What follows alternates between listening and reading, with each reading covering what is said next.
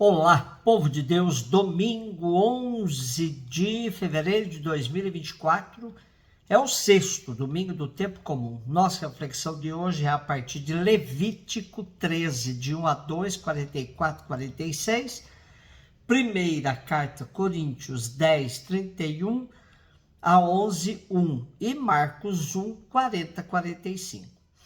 O Senhor falou a Moisés e a Arão, dizendo: quando alguém tiver na pele do seu corpo alguma inflamação, erupção ou mancha branca, com a aparência do mal da lepra, será levado ao sacerdote Arão ou a um dos seus filhos sacerdotes. Se o homem estiver leproso, é impuro, e como tal, o sacerdote o deve declarar. O homem atingido por este mal andará com as vestes rasgadas, os cabelos em desordem e a barba coberta, gritando: impuro, impuro. Durante todo o tempo em que estiver leproso, será impuro. E, sendo impuro, deverá ficar isolado e morar fora do acampamento. Os 5 primeiros livros da Bíblia formam um conjunto conhecido como Pentateuco, também como livro da lei ou a Torá para a religião judaica. Além das histórias da criação e dos primeiros patriarcas, aí encontramos o conjunto das prescrições que regulavam a vida moral, social e religiosa do povo. Dessa coleção faz parte o livro do Levítico, que, embora só tenha recebido sua forma definitiva depois do exílio, contém elementos bem antigos, como as proibições alimentares, as regras de pureza e um conjunto de capítulos chamado de Lei de Santidade. O importante para nós que lemos esse terceiro livro da Bíblia é considerar que o livro do Levítico deve ser lido à luz da defesa da vida do povo hebreu. O trecho de hoje tenta preservar a vida, legislando sobre as doenças de pele, quer evitar o contágio, pois para eles essas enfermidades eram consideradas como fortemente transmissíveis. O que aparece no nosso texto como lepra, na verdade, não se reduz ao que chamamos hoje de mal de hanseníase, mas sim todas as doenças de pele da época. A incumbência de declarar a pessoa pura ou impura era do sacerdote. Era ele que declarava o enfermo apto ou não para convivência social e frequência no templo.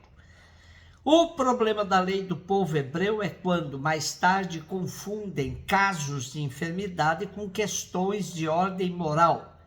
Doença é doença, pecado é pecado. Não se pode misturar as coisas.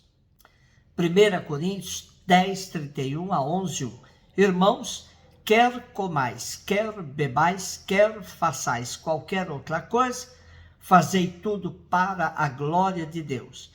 Não escandalizeis ninguém, nem judeus, nem gregos, nem a igreja de Deus. Fazei como eu, que procuro agradar a todos em tudo, não buscando o que é vantajoso para mim mesmo, mas o que é vantajoso para todos, a fim de que sejam salvos. Sede meus imitadores, como também eu o sou de Cristo. Aqui, outra vez, o que está em questão é a lei, a prescrição do povo judeu, e aqui, nesse caso, envolve os alimentos, o que se pode comer, o que é puro, o que não é puro. O texto que hoje nos é proposto é a conclusão do ensinamento sobre a atitude a tomar face ao problema de comer ou não comer a carne dos animais imolados aos ídolos. Uma parte da carne dos animais imolados nos templos pagãos era comercializada. Os cristãos naturalmente compravam essa carne e usavam na alimentação do dia a dia. No entanto, tal situação não deixava de suscitar algumas questões. Comprar essas carnes e comê-las, como toda a gente fazia, era de alguma forma comprometer-se com os cultos idolátricos. Isso é lícito? Paulo responde: dado que os ídolos não são nada, comer dessa carne é indiferente. Contudo, deve-se evitar escandalizar os mais fracos na fé. Se houver esse perigo, evite-se comer da carne sacrificada nos santuários pagãos, a fim de não faltar à caridade. Paulo tinha apresentado aos coríntios uma regra bem clara: tudo é permitido, mas nem tudo convém. Marcos 1, 40, 45. Um leproso chegou perto de Jesus e de joelhos pediu: se queres, tens o poder de curar-me. Jesus, cheio de compaixão, estendeu a mão, tocou nele e disse: eu quero, fica curado. No mesmo instante, a lepra desapareceu e ele ficou curado. Então Jesus o mandou logo embora, falando com firmeza: não contes nada disso a ninguém. Vai, mostra-te ao sacerdote e oferece pela tua purificação o que Moisés ordenou como prova para eles. Ele foi e começou a contar e divulgar muito o fato. Por isso Jesus não podia mais entrar publicamente numa cidade.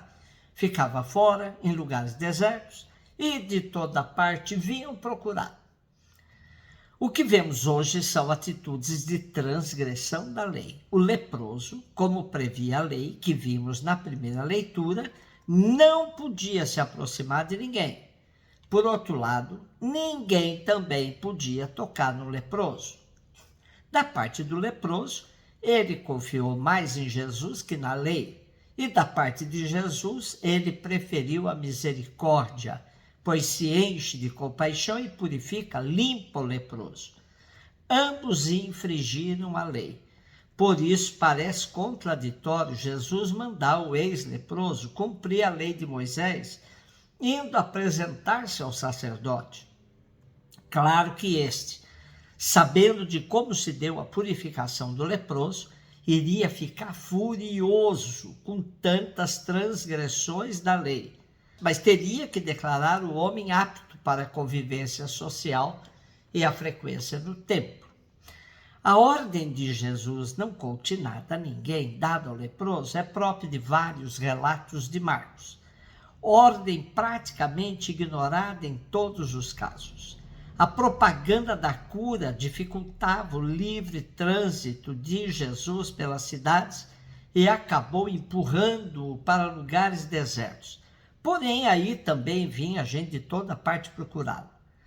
Esse trecho de relato de cura estimulava todos os demais enfermos a buscarem Jesus, sem se importar com as prescrições legais.